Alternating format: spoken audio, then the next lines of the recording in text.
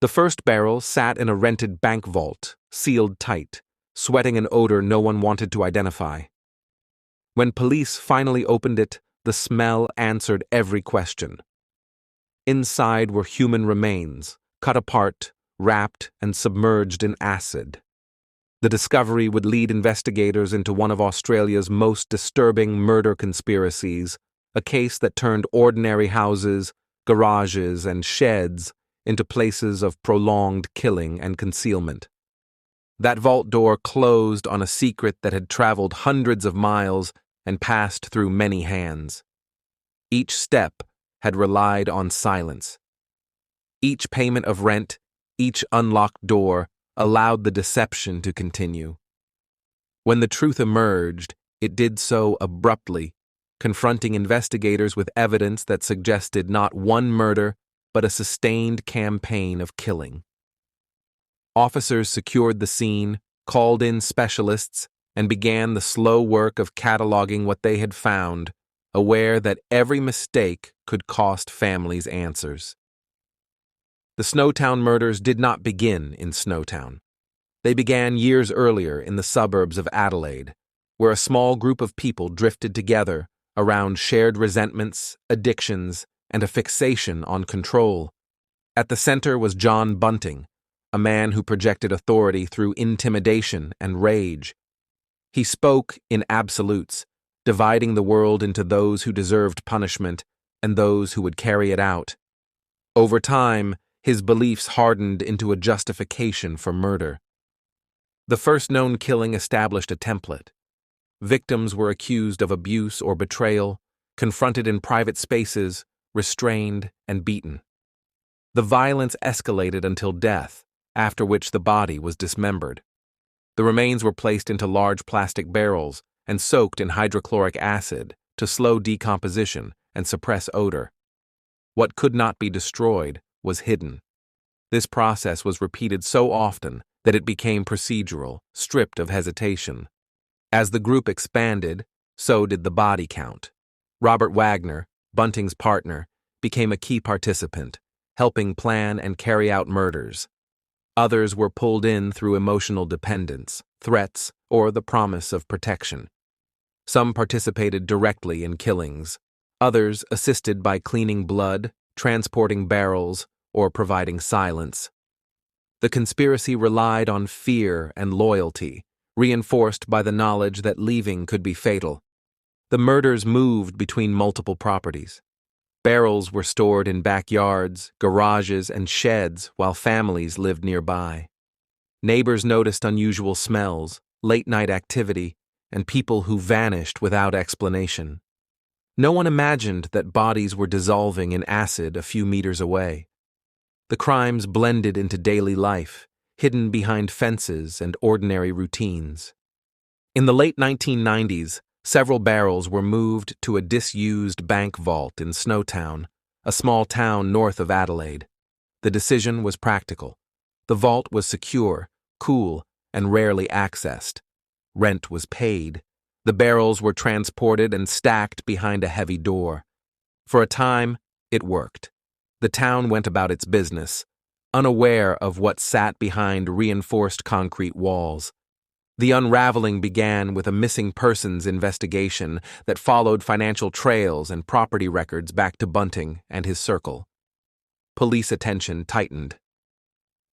When investigators traced storage arrangements to the Snowtown vault, they obtained access. Opening the first barrel revealed the scale of the crimes. More barrels followed, each containing remains. Forensic teams worked methodically, documenting contents, preserving evidence, and beginning the long process of identification. Identification took time.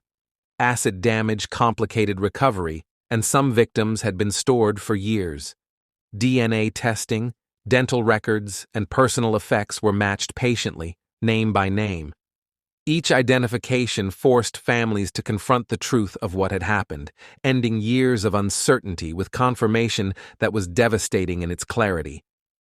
Search warrants executed at Adelaide properties uncovered further proof.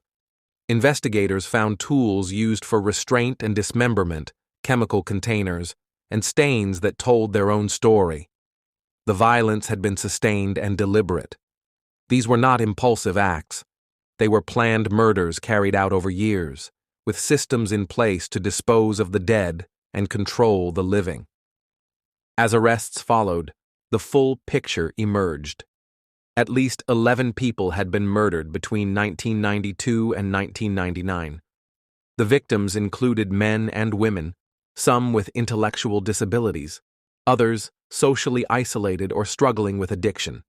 Accusations were used as moral cover, but the killings ultimately served the group's need for dominance, secrecy, and control. Anyone who threatened exposure became a target. The court proceedings were lengthy and exhausting. Prosecutors laid out timelines that stretched across years, connecting victims to locations, payments, and movements. Jurors heard how people were lured into houses under ordinary pretenses and never left. They learned how bodies were cut apart and hidden, sometimes stored for months or years before discovery. The evidence showed coordination, repetition, and shared responsibility. Defense arguments focused on coercion and fear, claiming that some participants acted under threat.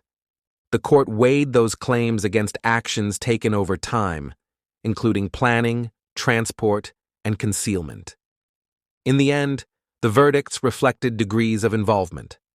John Bunting and Robert Wagner were convicted of multiple counts of murder and sentenced to life imprisonment without parole. Other participants received lengthy prison terms for their roles. After sentencing, appeals and reviews followed, scrutinizing investigative methods and witness testimony. The convictions held. Public discussion turned to how the crimes had gone undetected for so long. Inquiries examined missed warning signs, gaps in social services, and the vulnerability of victims who had few advocates. The case prompted changes in how missing persons reports were assessed and how at-risk individuals were monitored. For families, the aftermath was measured in years of grief rather than headlines. Some learned the fate of their loved ones only after long searches and false hope. Courtrooms offered facts, not comfort. Memorials were quiet and private, focused on restoring names and dignity to those reduced to evidence. The pain did not end with convictions. The case left a lasting mark on investigators as well. Many described the work as relentless, returning day after day to evidence that documented cruelty in detail. Counseling and support became necessary, underscoring the human cost borne by those tasked with uncovering the truth. Snowtown became synonymous with the case, despite not being where most murders occurred. Residents struggled with the stigma, their town's name forever linked to barrels in a vault. Families of victims sought privacy and remembrance, holding quiet memorials away from cameras. For them, closure was limited. Answers came too late to prevent years of suffering. The Snowtown Barrel Murders exposed how violence can grow unchecked when manipulation replaces morality and silence protects the guilty. The crimes were not hidden in remote wilderness, but embedded in neighborhoods, disguised by routine and fear. Ordinary places became scenes of extraordinary cruelty, and it took years for the truth to surface. Thank you for listening to Homicide Files. Subscribe for more true crime stories.